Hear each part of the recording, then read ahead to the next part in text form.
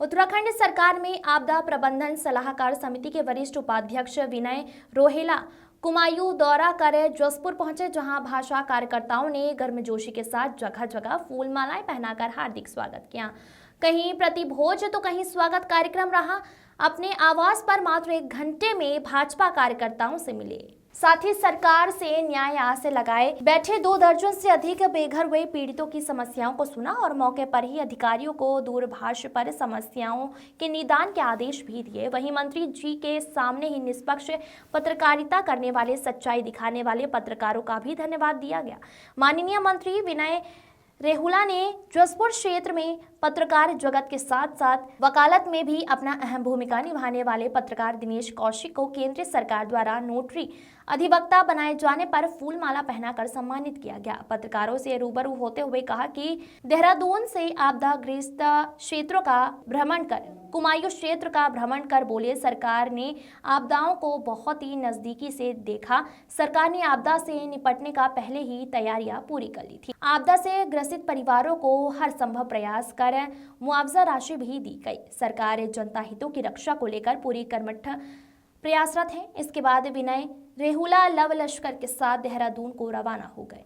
प्रदीप श्रीवास्तव की रिपोर्ट। मेरे मित्र दिनेश कौशिक जी जो यहाँ पे अमर उजाला के बहुत वरिष्ठ पत्रकार हैं और मैं समझता हूँ इस पूरे क्षेत्र की अंदर एक ऊर्जा प्रभाव करने वाले एक ऐसा व्यक्तित्व है जिनका सामाजिक जीवन हमेशा दूसरों के प्रति समर्पित रहा है। पत्रकारिता के क्षेत्र से हटके भी उन्होंने जो है अधिवक्ता के क्षेत्र में बहुत प्रसिद्धि प्राप्त की है। अनेक केसेस के अंदर उनका अपना एक मार्गदर्शन रहता है। विभिन्न प्रकार के कार्यों में जिस प्रकार से जसपुर को आगे बढ़ाने का कार्य किया है, आज उनको भारत सरकार द्वारा बार काउंसिल में नोटरी के पद पर नियुक्त किया गया है।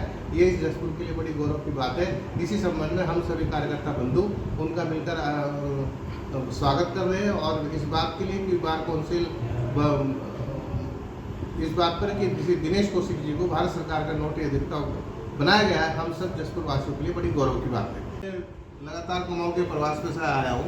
पिथौरागढ़, बागेश्वर, चमोली और चंपावत, इन सभी जिलों की आपदाग्रस्त क्षेत्रों की परिसंपत्तियाँ, मनुष्य हानि, पशु हानि, अनेक प्रकार के जो नुकसान हुए उन्हीं संबंध में सभी जिला प्रशासन के जिला आपदा प्राधिकरण की समीक्षा के अंतर्गत सभी विषयों पर चर्चा की गई है।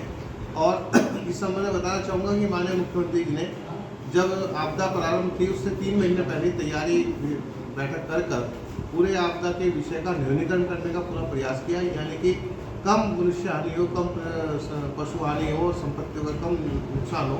इस प्रकार से पूरे राज्य के अंदर बहुत बड़ी आपदा आई है। उस आपदा के क्षेत्र में आपने टिहरी जिले के अंतर्गत घनसाली क्षेत्र में लगातार 2 बार बादल फटे, केदारनाथ जी के अंदर 2 बार बादल फटा। इसी प्रकार से जो है चंपावत में बहुत पानी की 3 गुनी मात्रा में पानी है, नदियों के अंदर आया, डिस्चार्ज बहुत रहा।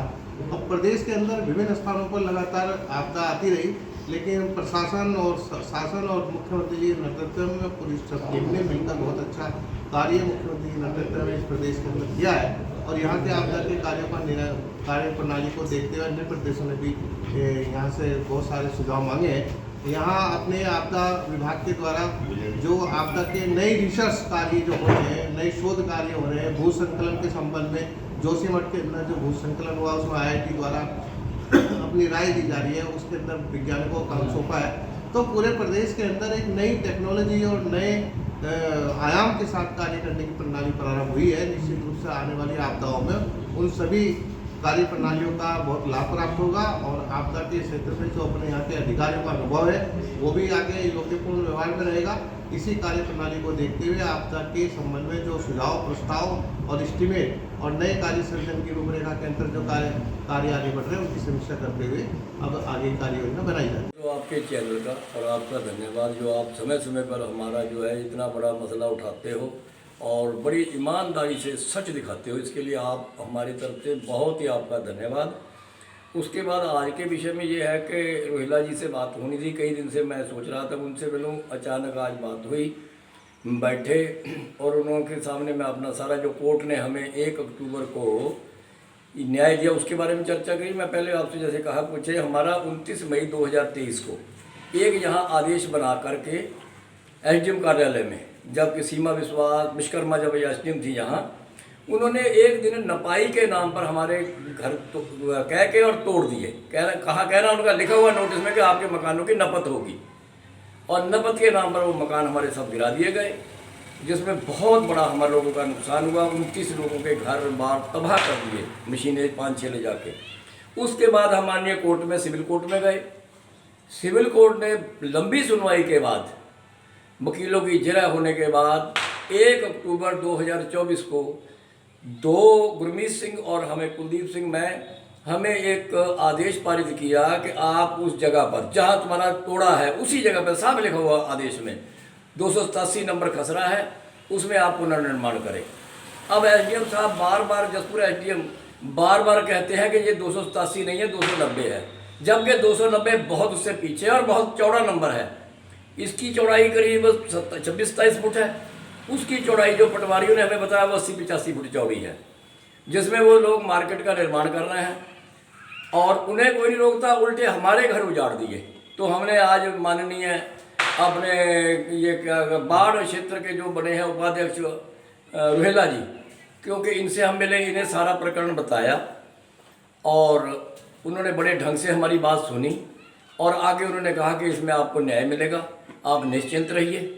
सो हमें पूरा भरोसा है अदालत पर भी और मंत्री महोदय पर भी।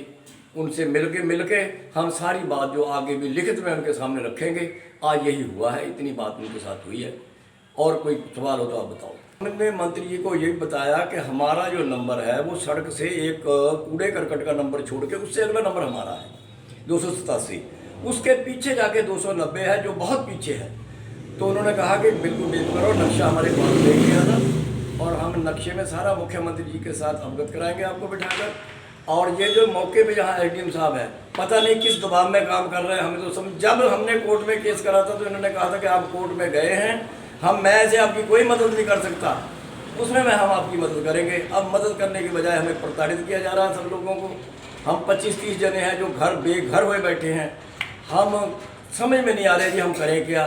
बाकी हमें कोर्ट पे, भगवान के बाद कोर्ट पे और अपने रोहेला जी के ऊपर बहुत विश्वास है, बहुत भरोसा है। हमें उम्मीद है कि वो हमारा काम बिल्कुल सिरे चढ़ाएंगे, मेरा ही नहीं सबका कराएंगे, क्योंकि वो एक पीड़ित को बहुत देखते हैं, ये शुरू से है। सो इतना ही आज आपका बहुत धन्यवाद। फिर इस दुख में बार आप हमारी जो बात लेते हैं और प्रचारित करते हैं टीवी पे, इसके लिए हम आपके ऋणी हैं, आभारी हैं, क्योंकि अब उम्र के हिसाब नहीं सकता कुछ भी।